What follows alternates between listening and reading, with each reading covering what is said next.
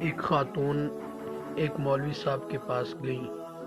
مولوی صاحب کوئی ایسا تعویذ لکھ دیں کہ میرے بچے رات کو بھوک سے نہ رویا کریں۔ مولوی صاحب نے تعویذ لکھ دیا۔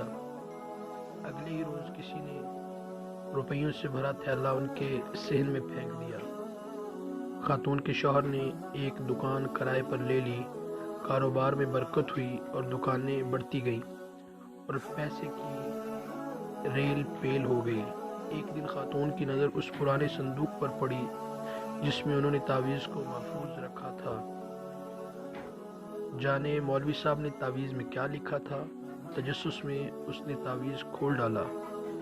لکھا تھا جب پیسے کی ریل پیل ہو جائے تو سارا پیسہ تجوری میں چھپانے کی بجائے کچھ ایسے گھروں میں ڈال دینا جہاں رات کو بچوں کے رونے کی آواز آتی ہو۔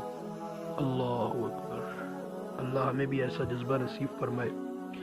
اللہ تعالی ہمیں بھی لوگوں کے کام آنے کی توفیق عطا فرمائے، کیونکہ حدیث مبارکہ میں آتا ہے کہ جب مومن اپنے بھائی کے کام میں لگ جاتا ہے تو خود حق تعالی جل شانہ اس کے کام بنانے شروع کر دیتے ہیں۔